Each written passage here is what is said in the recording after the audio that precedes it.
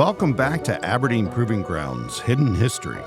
I am your host, the Reverend Little Sean, with my co-host, Miss Susan Thompson. Hi, Reverend. You are wearing black today, so it's quite fitting. I think we need to get you a new moniker as well. Well, one of us has to be the more reasonable one of the two. And Susan, thank you for the title of today's episode. Edgewood Arsenal, it's a gas. That's right. We have to get our little rock and roll hints in there somewhere. And Susan, where do we begin? Well, Sean, I think we're going to go back to a name that we've talked about a lot, not only in the last episode, but in the last season as well, and that's the name of Cadwalader. So the Cadwaladers were a fairly prominent family in early Philadelphia. There's a lot of Johns and Thomases in succession, so it gets a little confusing when you're talking names because it's John and then Thomas. And Just a little. I mean, I'm going through, and they need to put a 1, 2, and a 3, and at least a 4 behind some of these. Right. But we'll start our story, since we, again, are celebrating the Army's 250th birthday, with the Revolutionary War era John Cadwalader. And he had met George Washington. Get out. No, he was introduced by his father-in-law, who was quite a wealthy man, in 1769. And from that point forward, George and John were pretty good friends. And John had a commission during the Revolutionary War, and he was actually instrumental during the crossing of the Delaware, and he provided some notes to George Washington over the position of the British troops in Princeton. Was considered a very instrumental part of the war. So if he's in Philadelphia, what brings him to Maryland? His wife owned a plantation in Kent Island.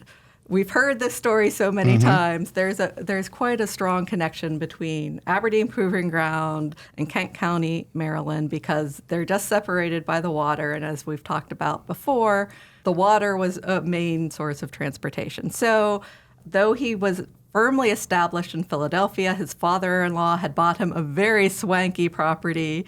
Swanky, huh? Swanky. Yes, they were importing goods from England, which caused some problems because they're, Were they coming into Philadelphia? Yes, they were elaborately decorating their new mansion, getting all the portraiture done. But they were also upset about all the taxes from the British. They were firmly on the Patriot side, and George Washington himself even called John Cadwalader a military genius. Oh, wow. How come I've never heard of him before then?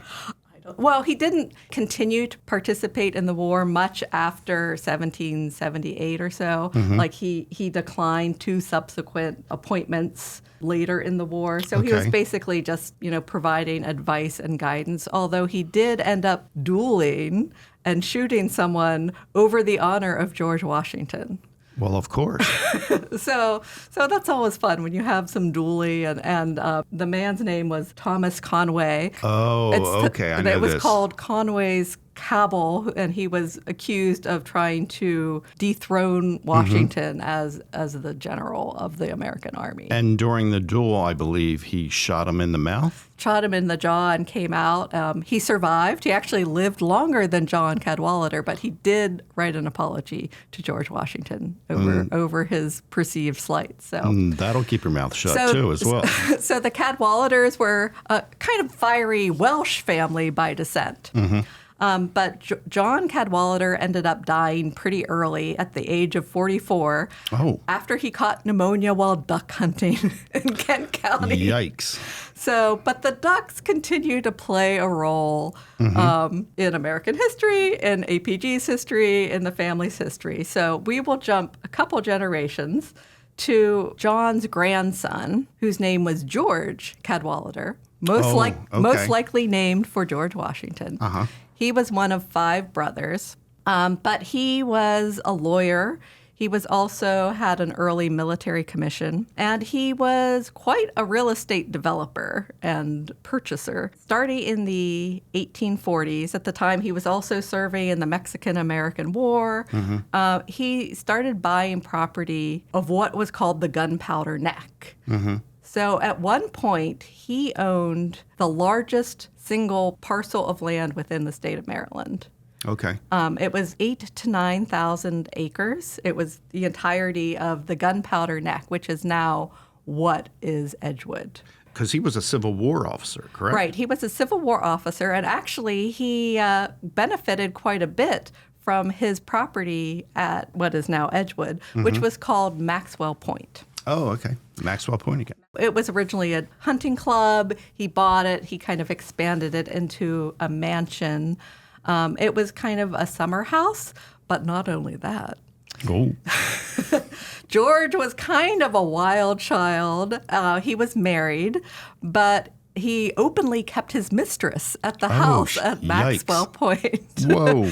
It's written about that, without pretense, he openly keeps his mistress at this house. It was demolished in the 1920s, so we just have some sort of blurry pictures of it. But it wasn't like a mansion that you would think of as a mansion today. No, it was more of like... I mean, his properties in Philadelphia was much more elaborate, but what he concentrated on was the landscape. He created an arboretum around his house. He was bringing in specimen trees. He planted a peach orchard. He planted an apple orchard. He had these large, like the cedar of Lebanon, which was an enormous tree, which was sort of the hallmark of the property, but just not only brought in all these exotic plants, but also brought in exotic animals, mostly birds, golden pheasants and pigeons to shoot. He created a deer park around this property. But as you said, he was Major General during the Civil War. He was down in Corinth, Mississippi, when they were sieging that town. But he relied on the produce and meats from his farm to keep him fed during the Civil War. Okay. So he was really using the property, even though it wasn't his main residence, he was very much a presence here. And as I said, he owned like 40 miles of waterfront, I think it was. And they that's a lot. There were active hunting going on. So, the duck hunting, he was a big duck hunting fan. And so that's... And there's photographs of George Cadwalader. Yes. From the Civil War, he has quite the wild hairdo. I was ready to say this gentleman should have invested in some combs. So though he wasn't stationed here during the war, he was further south, there were some other Civil War activities that took place at Edgewood, notably the raid by Harry Gilmore. There he is again, Harry Gilmore. You can't get away from him. You cannot. If you're from Maryland, you're very familiar with Harry Gilmore because even though Maryland was with the Union during the Civil War, Harry Gilmore was a Confederate. And his family home was where Loch Raven Reservoir is today. Right. And he was involved in an attack under the direction of Jubal Early, where they were trying to take Washington, basically liberate prisoners that were being held in very southern Maryland. So while Jubal Early's troops were down there trying to do that, it didn't succeed, just in case you didn't read ahead. I didn't read ahead, so I'm on the edge of my seat. Harry Gilmore was coming up through Baltimore County, through Jerusalem Mills, and in July of 1864, he and a small troop basically captured 2 trains at the Magnolia Station, set one of them on fire, and pushed it onto the bridge, the Gunpowder Bridge, which... Really? Yes, and burned the drawbridge portion of the bridge, at the same time cutting telegraph communication wires and things like that. Basically, they were trying to stop travel between the North and Washington, D.C., which they succeeded. That train route was closed for about 2 weeks before they could reestablish the drawbridge and everything. But he also captured another Union general who was on sick leave and was on the train that he captured. What are the odds? But again, Harry Gilmore was kind of wild and didn't have great control of his troops. And basically this Major General Franklin, managed to escape because the people who were supposed to watch him fell asleep. Even though he had this leg wound, he managed to sneak away from his captors who had fallen asleep. And with the help of some locals around Reisterstown, he was taken back into Baltimore and shipped back up towards Philadelphia. Interesting. So. If you live in the area, the Maryland area or Baltimore County or Harford County, Jerusalem Mills, I know still once a year they'll reenact the Harry Gilmore raid. And it's pretty impressive. It's a nice event to take the kids to. George Cadwalader retired from the military in 1865. He went on to continue. He had tenant farms here. He hired architects to build picturesque gardeners' cottages for his staff. Now, are we still in the Maxwell Point area? This is still Maxwell Point area. So he continued to own it until his death in 1879. He never had any children. Who knows why? that are accounted for. Right. So the property was left to his nephew John from his brother John, and they continued to use the property through the 19-teens. When, of course, as we know, in October of 1917, because of World War I, what happened? The United States purchased the property from the Cadwaladers to become what would be known as Edgewood Arsenal. Edgewood Arsenal. Okay. So when Aberdeen Proving Ground, as we know it today, Aberdeen Proving Ground North, was purchased by the Army, did they purchase Edgewood as well at the same time, or did that come later? It was about the same time. It was also in October, but it was a separate event. Okay. So there was because there was a separate reason for acquiring Edgewood. So in 1915, in April, the Germans launched their first gas attack. This was unanticipated by the other Allied troops. Of course, the U.S. wasn't in the First World War at this time. And even though the war was going on, these gas attacks were happening, the U.S. wasn't preparing for war like you would think of us preparing for war today. So when the U.S. entered the war in April of 1917, all of a sudden, you have to start thinking about what are we going to do? The gases that were used were not commercially viable, like they didn't have a use outside of warfare. So nobody in the United States was producing them. Or would produce it because there was no commercial value to it. There was no commercial value. They were extremely dangerous to try to produce. And we have a very interesting report from 1919 that describes the whole entire process of what they had to do to figure out how to produce these gases for chemical warfare. So Edgewood Arsenal, it was originally called Gunpowder Reservation. That was the official name of it from October of 1917 until May of 1918 when it became Edgewood Arsenal officially. So the whole purpose of it was to produce these chemical gases and then fill them into shells so that they could be dropped onto the enemy soldiers. Which was extremely dangerous. Extremely dangerous. These were extremely toxic, horrible materials. At the time, when the Army was deciding to create Edgewood Arsenal, they really thought this was going to be the way warfare was going to happen. So there was an enormous need to create the ability to produce these gases and fill them. So very quickly, they started building these plants. They started building these shell-filling plants. There were 4 main gases that were produced. By the time the war ended, Edgewood had only managed to get 2 of the production plants online. So, I mean, we were trying, but then the war ended. So most of what was dropped, even by the U.S. troops, were of French production. So the 4 types of gas were developed and used. They sort of evolved during the course of the war. The first one used by the Germans was chlorine gas, which would affect your lungs. Because of that, nations quickly started to develop gas masks, which could protect you from, inhaling those fumes. And the French and the English, both, and the Germans all developed gas masks, which would be effective. So then they came up with other types of gas because the gas masks were being used, including chlorpicrin, which was a tear gas, which made your eyes tear up, but it also induced vomiting, which meant that people had to take off their gas masks. Oh, no. The other one was phosgene, which would affect your lungs again. It was a heavy gas, so it would really settle into the trenches because you have to remember we were doing trench warfare.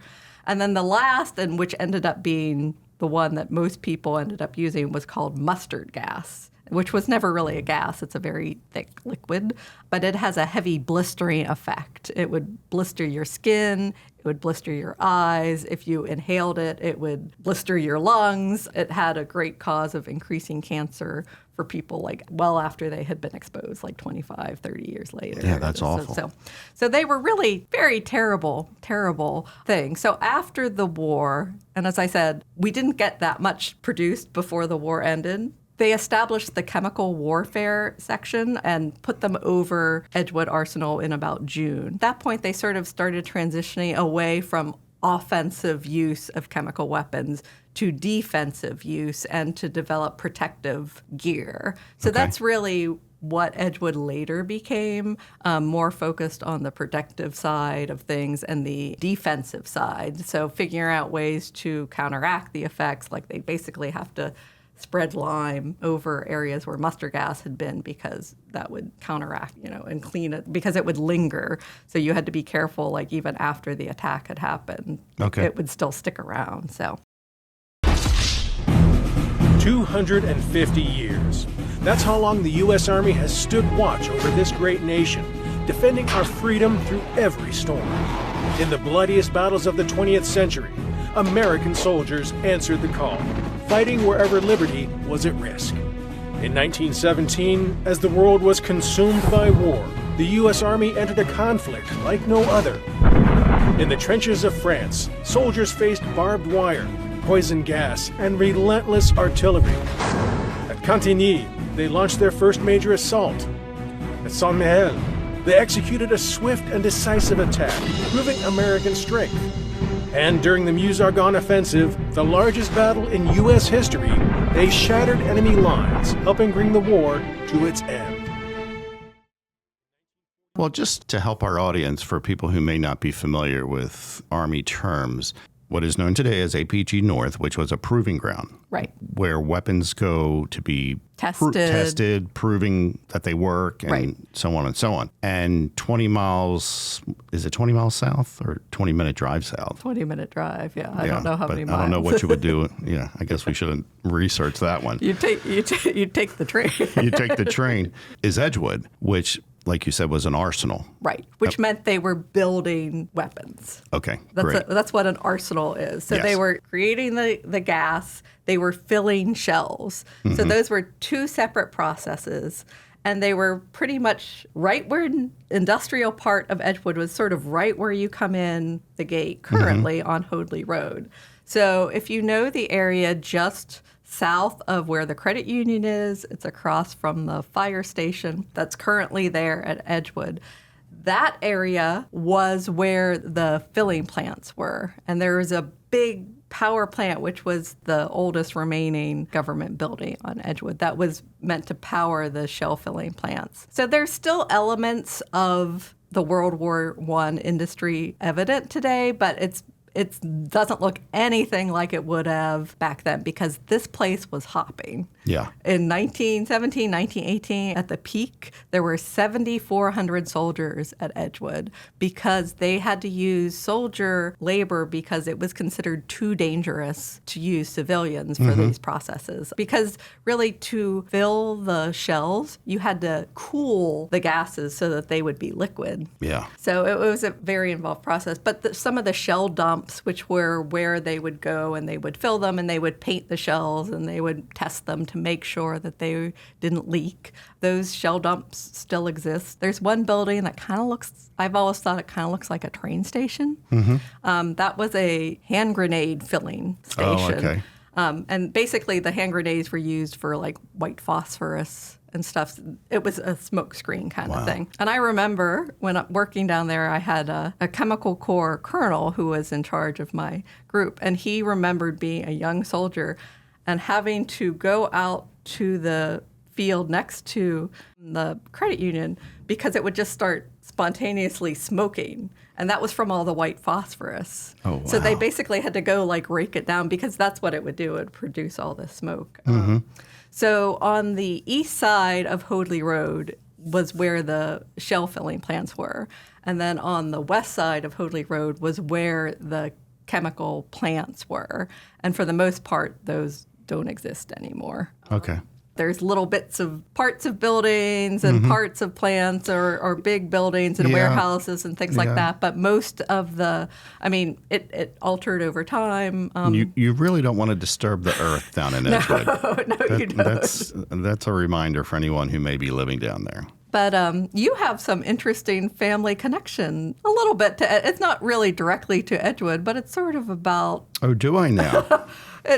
You have something that can really talk about what this chemical warfare meant to soldiers in the field during World War I. Well, Susan, do I have something very special for you? So my grandfather, his oldest brother, served in World War I. His name was Edward Smith, and his grandsons had discovered, after the death of their father, a trunk from World War I that belonged to Ed. And inside this trunk were many things untouched since probably the war. Wow. And since he was a first lieutenant, there were many memo books. I think he was an adjutant. But what I found that is pretty unique is it's about a 4x6 address book. It's got a very tattered red cover to it. And inside are he almost treats it like a journal. There are dates. He is describing the gases that are being used. He's got drawings of trenches inside here. It's really a fascinating little book to look at. It really is. It really is. He even goes back to, now he wasn't over there at the time, and he was stationed in France. But he even writes in here about the first gas attack that was recorded in 24th of April, 1915 by the Germans. And from what I've read, I mean, they're really trying to understand this gas as a weapon. And he's got drawings of cylinders and how to identify certain types of gases. But one thing that really struck me, because I know that Ed was gassed and did feel the effects of it, and he told his grandchildren it was absolutely horrible. On a page within this journal, it's titled Symptoms: Headaches excruciating, delirious fainting and collapse, loss of power in 4 limbs, and loss of grip. And at the bottom it reads, don't give a gas victim aspirin for his headache. It will kill him. Oh, my. Yeah. So, I mean, it's a very interesting piece of history right here in my hands. And you go back and you do see that this 1919 report that we have about the construction of Edgewood, and they talk about all the buildings that were built, and one of the buildings that was built was a base hospital that had 34 buildings, could accommodate up to 300 patients. And they do note that there were at least 4 fatalities at Edgewood traceable to toxic gas poison, 2 of those being to phosgene, 1 to mustard gas, and then an additional fatality outside of the plant, also due to phosgene. So, I mean, you could die. Oh, yeah. It was not a fun aspect of anything. So let me ask you, do you know if we were trying to develop new gases, or we were just reproducing what was already known? We were reproducing what was already known at the time. There was no real innovation here at Edgewood, because actually the Bureau of Mines was in charge of sort of the research and development at the part, and they had a research facility down at American University. So eventually that was transferred up to Edgewood once they started the Chemical Warfare Service. Did the organization stay together, or did it become part of the Edgewood Arsenal? So after World War I, most of the functions were consolidated at Edgewood. There was an early lab at Edgewood, which doesn't exist anymore either. Are these where the photographs are from? Yes, we have some photographs from there. Wonderful, great photograph. They really had to work to get that lab because they weren't supposed to be doing research, but they got it by saying that they had to evaluate the quality of the gases that were being produced. So, I would think so. Yeah, so that's how we had a very early World War I lab, even though the research and development part, which is now a hallmark of what happens at APG, did not happen at that point in time. That happened sort of beginning in the 1920s when the Chemical Warfare Service was established. They took over those research. They took over those protective and offensive measures, because that's really what Edgewood transitioned to be. So in 1918, Edgewood Arsenal was pretty much the center of the universe for chemical warfare within the U.S. Army. Yes. I mean, there were other places, but Edgewood was the place. Right. There were other locations for chemicals being developed, but they were under the control of Edgewood. So there were like commercial plants that they were building or using, but they were under the direction of Edgewood Arsenal. So they were controlling it. And this report actually details, like, and it will say, like, this plant, and they're in different states and things. But now, did they fall under the command of the ordnance? Yes. So when the gas warfare, chemical warfare was first being developed, it was sort of among different services. So gas masks were under the Surgeon General's office. Gas shells were under the Ordnance Department. Toxic gas was under the trench warfare section of the Ordnance Department. And the shell-filling machinery was under the trench warfare section of the Ordnance Department. And that was here? That was all at Edgewood. Oh, okay.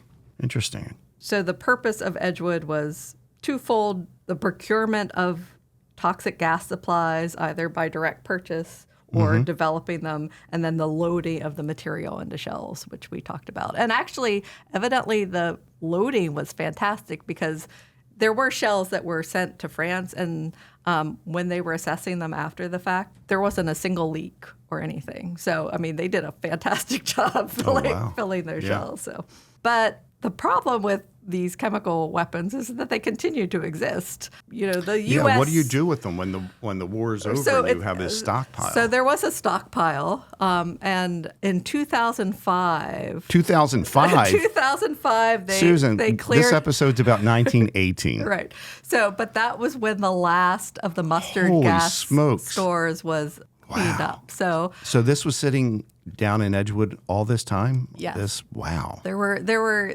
chemical weapons that existed from 1918 through 2005 that existed around. So it wasn't a happy, pretty thing. It's not like a shiny part of our history. And really, everyone. But it was a necessity, though.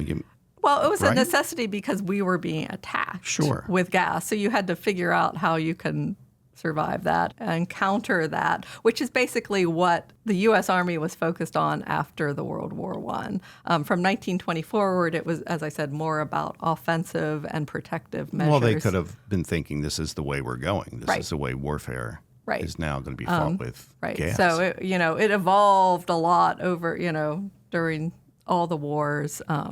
But we still have a strong chemical mission today. Because we're the best army in the world. That's right. So we've talked today really about the industrial side of what Edgewood Arsenal was during World War I.